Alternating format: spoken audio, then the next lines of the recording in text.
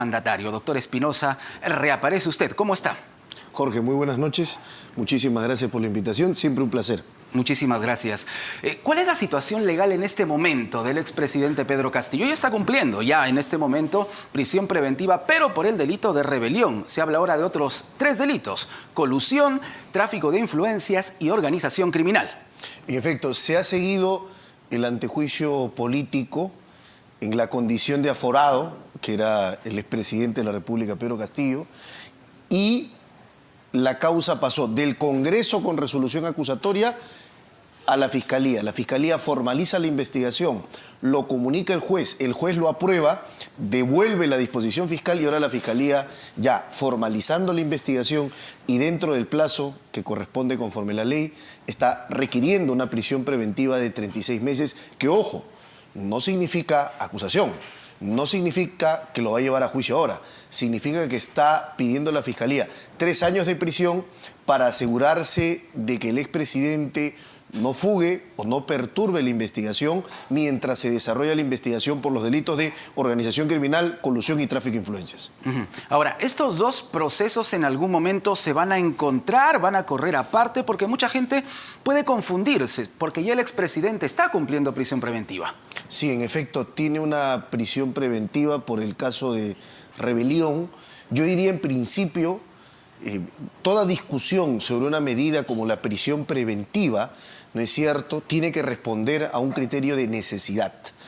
La pregunta es la siguiente: ¿es necesaria una segunda prisión preventiva para aquella persona que ya sufre una prisión preventiva? La respuesta desde el punto de vista jurídico es no, porque ¿cómo vas a justificar la necesidad de privar de la libertad a una persona que tiene la libertad ya privada? Lo único que se podría discutir es el tema del plazo, porque en el caso de rebelión el plazo es de 18 meses y en este segundo caso de organización criminal y otros delitos se está pidiendo el doble, 36 meses, que es el máximo del plazo que permite la ley. ¿Se podría entonces plantear una ampliación de la prisión preventiva? Por eso le preguntaba si estos 2 procesos pueden correr de manera paralela. En principio sí corren de manera paralela como investigaciones, pero la gran discusión que se va a centrar, y yo creo que la defensa del expresidente Castillo creo que debería llevar la discusión a un ámbito de necesidad. Si ya mi cliente está purgando prisión, ¿qué sentido tiene darle otra prisión? Como te decía, solo en el tema del plazo. Ojo, no pasa como pasa en el ámbito de las penas, que no es cierto, se acumulan, se suman con un tope. En el ámbito de las prisiones preventivas no. Si es que el juez dicta 36 meses de prisión preventiva, no va a haber acumulación. O sea, tendría que contarse de ahí hasta el momento en que se termine el plazo de prisión, si es que se declarara fundada, ¿no? 36 meses pueden sonar, doctor Espinosa, un periodo bastante amplio, ¿no? Estamos hablando de 3 años para una investigación. ¿Por qué un tiempo tan largo? Porque la ley hace algunos años se modificó. No había ese plazo originalmente, el plazo era de 9 meses, se extendía hasta 18, pero se creó una ley especial, que es la Ley de Crimen Organizado, la Ley 30.077, que introdujo plazos amplios para investigar. Por ejemplo, en el Perú te pueden investigar 3 años en diligencias preliminares y 6 en investigación preparatoria, o sea, 9 años para investigarte, y te pueden dictar una prisión preventiva solo para procesarte hasta por 4 años, porque la ley dice que son 36 meses que se pueden prolongar por 12 meses más. O sea, el plazo 4 años como máximo. 4 años como máximo. Claro. Como máximo es lo que dice la ley. Pero ya el plazo de 36 meses, de 3 años, solo para poder llevar adelante un proceso, es de verdad excesivo. Ahora, la práctica es que algunos jueces no hacen mucho control del plazo y entonces al declarar fundada la prisión automáticamente dice: ¿cuánto me estás pidiendo? 36, te doy los 36 sin justificar. En el caso de Heiner Alvarado y Juan Silva, bueno, Juan Silva está prófugo desde hace muchísimo tiempo. ¿Cuál es su situación legal? Bueno, ellos, en el caso de Juan Silva, definitivamente la Fiscalía fundamentará que el hecho de que no se encuentre identificado ni ubicado hace mucho tiempo, porque tenía una orden de detención preliminar en su contra que no se ha ejecutado porque nunca se ha puesto a disposición de la justicia. Nunca lo encontraron, en pocas palabras. La Fiscalía creo que va a argumentar ahí un riesgo especial de fuga ya evidenciado. En el caso Heiner Alvarado, sin embargo, creo que su situación es distinta, porque lo hemos visto primero participando en varias diligencias, en declaraciones indagatorias, donde ha acudido a la Fiscalía de la Nación, eso lo hemos visto todos, donde ha rendido una y otra vez su declaración. Eso sumado al hecho de que cuando ha sido citado al Congreso de la República, en algunas oportunidades se ha contestado, la última oportunidad que tuvo, ejerció su derecho a guardar silencio, pero asistió. Es decir, el señor Heiner Alvarado, a través de su defensa técnica, podrá argumentar que ha tenido una buena conducta procesal, un buen comportamiento procesal y, en consecuencia, no habría en su caso un riesgo de fuga. Ha demostrado predisposición, por lo menos Una buena a contestar. voluntad, ¿no es cierto?, al claro, las preguntas del Ministerio de la Público. Justicia, que es lo que establece precisamente el artículo 269.4 del Código Procesal Penal. Para calificar el peligro de fuga, uno de los criterios es el comportamiento durante el procedimiento. Durante el procedimiento u otros, como entre el Congreso o a la propia Fiscalía. ¿Cuántos años de pena privativa de libertad pueden caer sobre el expresidente Castillo si se demuestra que cometió estos 3 delitos? Organización criminal, tráfico de influencias y colusión. Sumándose las penas y teniendo como el baremo o límite 35 años, podría ser 35 años. Eso, ojo, siempre que en un juicio oral, público y contradictorio, se venza su presunción de inocencia y con pruebas objetivas y concretas se determine su responsabilidad. Si así fuese, esa es la pena que correspondería. Y en el caso de rebelión, por ejemplo, aquí hay una sumatoria de penas si es condenado por rebelión o no. No, no lo hay porque la ley dice sí, vas a sumar, pero yo te pongo un límite. No es como, por ejemplo, Estados Unidos. Tú has visto que en Estados Unidos hay condenas de 200 años. Claro, en España también. Años. Exacto. En España hay condenas, hay personas que han sido condenadas a 100, 150 años, se suma todo. Exacto, no ¿Por le qué alcanza no se la hace? vida para que se Claro, cumpla. ¿por qué no se hace eso en el Perú, doctor Espinosa? Porque en el Perú se ha cogido algún sistema como lo tiene, por ejemplo, el sistema de la Corte Penal Internacional, que tiene un límite de pena de 50 años para crímenes de lesa humanidad. Entonces el Perú dice, si para crímenes de lesa humanidad como un genocidio, como un acto de tortura masiva, ¿no es cierto?, como desplazamientos forzados colectivos y masivos, que son actos gravísimos y que afectan a la humanidad toda, el límite máximo es 50, entonces para el Perú debe ser menos, 35 años. Esa es la lógica de establecer un coto y un límite temporal. En fin, son cosas de nuestras leyes. Exacto. Doctor Espinosa, el expresidente Pedro Castillo ha sido citado nuevamente por la Comisión de Fiscalización. Se ha reprogramado su citación. Sin embargo, cuando él ha respondido ante el Congreso, bueno, siempre se ha negado a declarar. Ha guardado silencio. ¿Usted en su momento también le aconsejó esto como estrategia al expresidente Castillo? Sí, por una razón ¿Por qué? jurídica. El Congreso lleva adelante procedimientos para poder indagar, investigar. Pero el Congreso no es la Fiscalía. Pero el Congreso toca los mismos temas que el Ministerio Público, que la Fiscalía aborda. Es decir, tienes que la Fiscalía te hace un cuestionario de 100 o 200 preguntas y el Congreso te va a preguntar lo mismo. Entonces, no tiene sentido que tú puedas declarar por lo mismo a uno y otro órgano. Pero ¿por qué no es cierto? responder lo mismo si No, te van a podrías preguntar hacerlo, lo mismo? Pero en por realidad, cumplir por lo menos con la justicia. Lo lógico es que se tenga que responder al órgano que constitucionalmente se le encarga la investigación y la persecución del delito conforme al artículo 159 del texto constitucional, es el Ministerio Público y no el Congreso. Entonces, yo creo que una estrategia absolutamente válida y sujeta al ordenamiento jurídico es que puede ejercer su derecho a guardar silencio. Ojo, en la lógica de evitar esta duplicidad de investigaciones y estas investigaciones paralelas y múltiples que pueden terminar afectando el debido proceso. Ojo, porque ya el Tribunal Constitucional hace algún tiempo, en el caso Ramos Colque, estableció que un hecho no puede ser delictivo o no delictivo para un órgano de justicia, pero para el órgano político o administrativo sí. Hay que tener cuidado con esas contradicciones que se pueden dar. Han pasado casi 3 meses desde aquel funesto 7 de diciembre, doctor Benji Espinosa.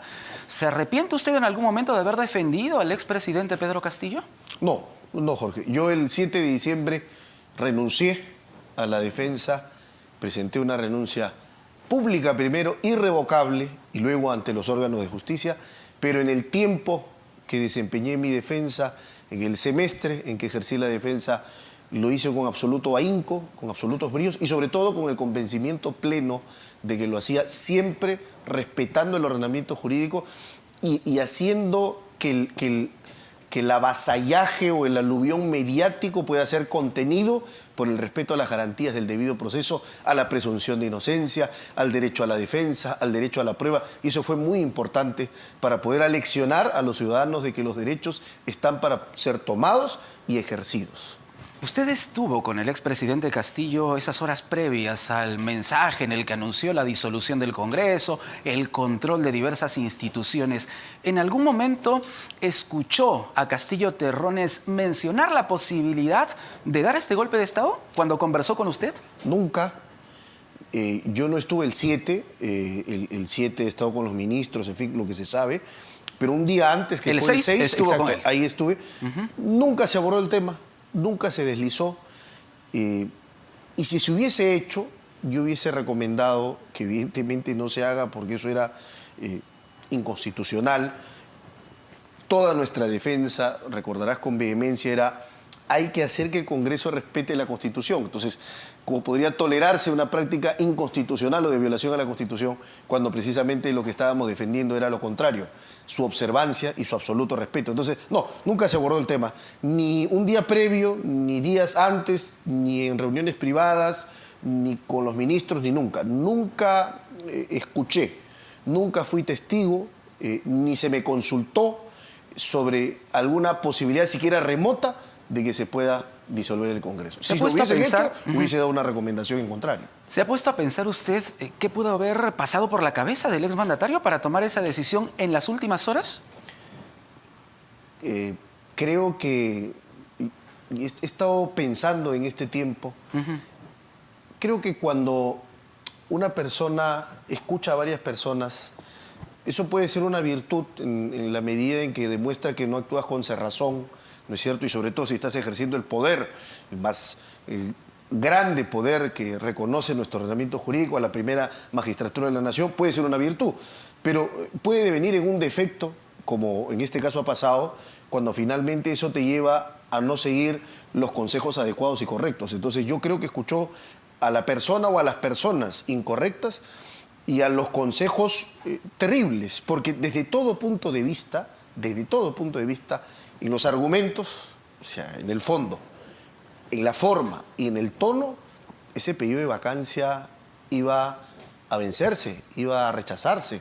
No había no solo razones, no había números, o sea, desde el punto de vista jurídico, desde el punto de vista aritmético. Ayer Susel Paredes, aquí en RPP, dijo que ella está segura que no se tenían los 87 votos para vacar al expresidente Pedro Castillo. Y yo tenía ese pleno convencimiento y entendía hasta el 6 de diciembre que el presidente compartía esa convicción. Yo no sé quién pudo de manera paralela y soterrada entregarle una información distinta a la que se tenía, porque yo recuerdo incluso que uno de los asuntos que se tocaron fue ¿y cómo van con los votos? ¿No es cierto?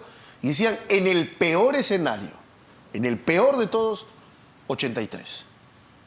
83 no es 87. No se llegaban a los 87 votos. No se llegaba a los 87. Yo tenía información también de que eso era así, información de 78 hasta 80 votos, pero definitivamente esos cálculos no fueron los cálculos del presidente.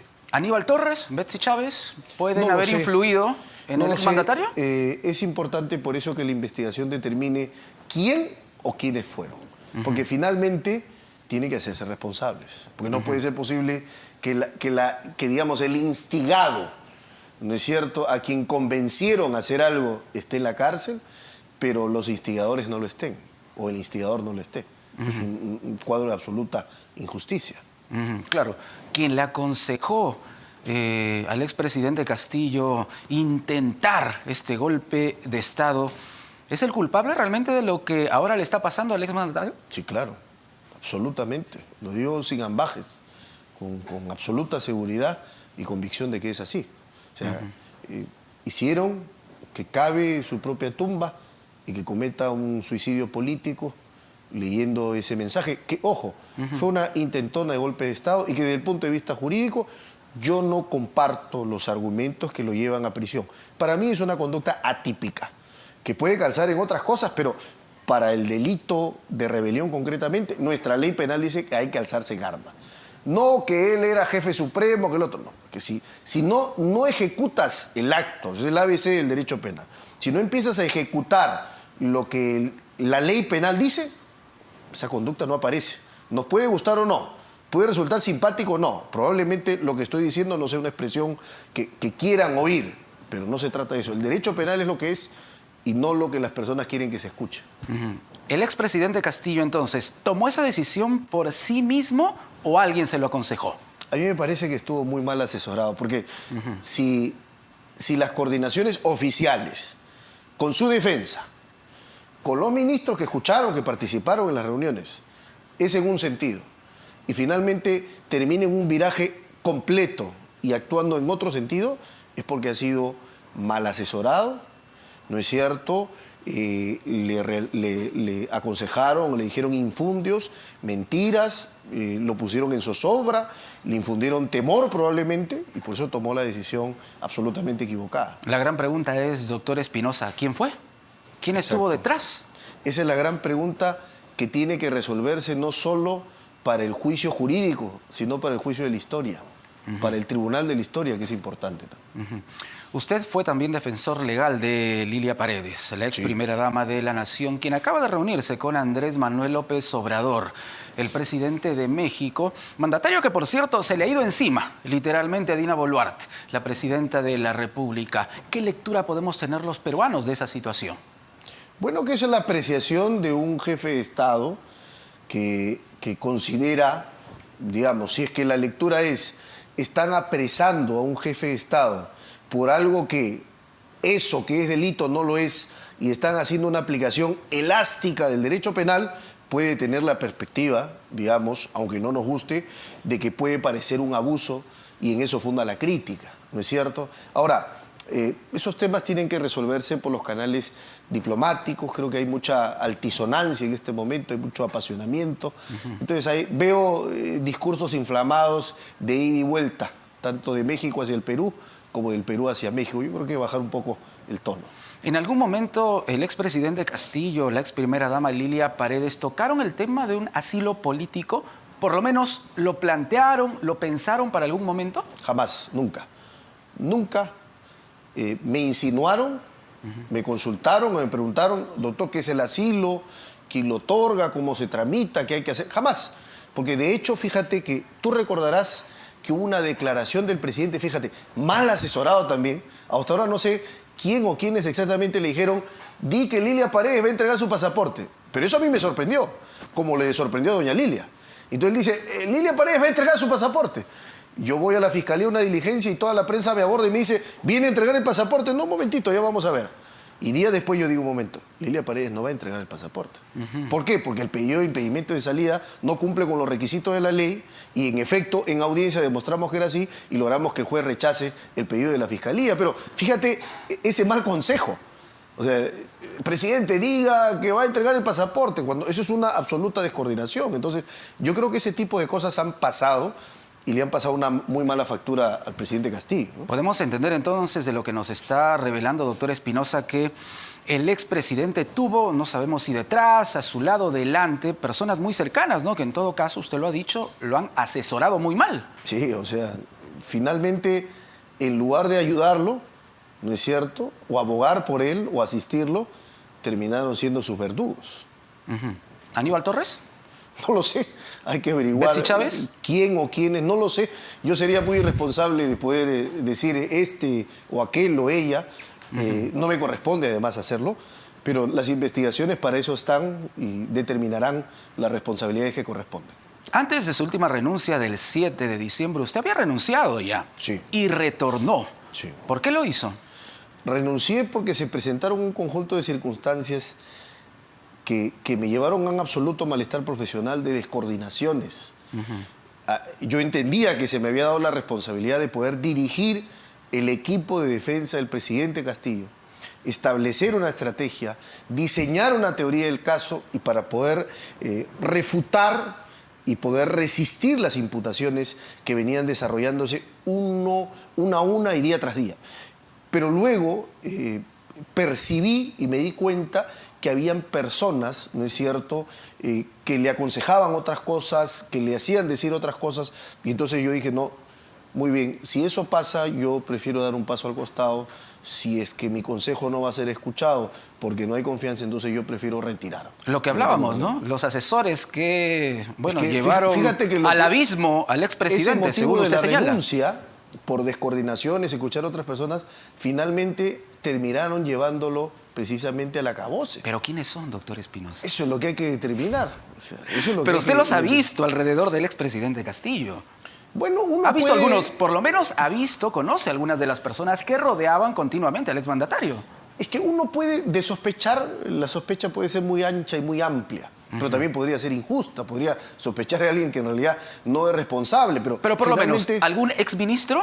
¿Algún expremier? Tendrá que determinarse, por ejemplo, las condiciones de quienes podrían fungir como su defensa o fungir algún rol de abogado o abogadas. En ese sentido, tendrá que determinarse, ¿no? Porque, fíjate, lo que pasó ahí, entonces, la lectura de ese documento que se elaboró, porque yo dudo que el presidente tenga el tiempo de ponerse a escribir un documento y luego leerlo. O sea, evidentemente, lo más probable, o el sentido común indica, de que se lo elaboraron, quien lo haya hecho tiene que ser una persona con conocimiento jurídico. Porque todos los exministros que estuvieron, o casi todos, ¿no?, han negado cualquier participación. Han dicho, yo llegué, vi la cámara de televisión, vi el papelito y a Castillo Terrones leyéndolo. No sé más. Han dicho casi todos los exministros, ¿no? Entonces, claro, uno se pregunta, ¿quién fue, doctor Espinosa? Claro, por eso... Para eso precisamente están las investigaciones, porque hay que cruzar la información. Yo no sé si en realidad todos están en la misma versión o hay versiones que se contraponen, porque el proceso penal precisamente sirve para eso, para poder, a partir de los actos de investigación, esclarecer, averiguar, saber aquello que se desconoce. Y todo empieza con la gran pregunta: ¿quién fue? ¿Quiénes fueron? ¿Quiénes lo instigaron? ¿Quiénes lo determinaron? ¿Quiénes lo convencieron? ¿O quiénes le mostraron una escena que era irreal, que era utópica, que no existía? ¿Quién o quiénes le infundieron el temor para que tome esa decisión funesta, flébil y terrible? Eso es lo que tiene que determinarse. Finalmente, doctor Espinosa, la casa del pasaje Zarraté en Breña continúa también siendo un escenario bastante polémico. Hay una investigación periodística que nos ha revelado también ciertas reuniones y hasta el hallazgo de algunos documentos. ¿Usted llegó a ir a la casa del pasaje Zarratea? Nunca, nunca. Yo asumí la defensa del presidente Castillo desde mayo, y ya para esa fecha había tanta repercusión televisiva y todo que en mayo, me parece que hasta en abril, ya dejaron de hacer cobertura a la casa. Ahora, está incautada, pero la pregunta es, por eso es que vamos a analizar desde el punto de vista jurídico. ¿De verdad era necesaria la incautación? Yo entiendo la incautación en el momento pues, en que ocurrieran las reuniones. ¿Se refiere usted a que ha pasado demasiado tiempo ya? Por supuesto, claro. Es que las incautaciones tienen que hacerse en el momento. Las pruebas pueden haber desaparecido, por lógica.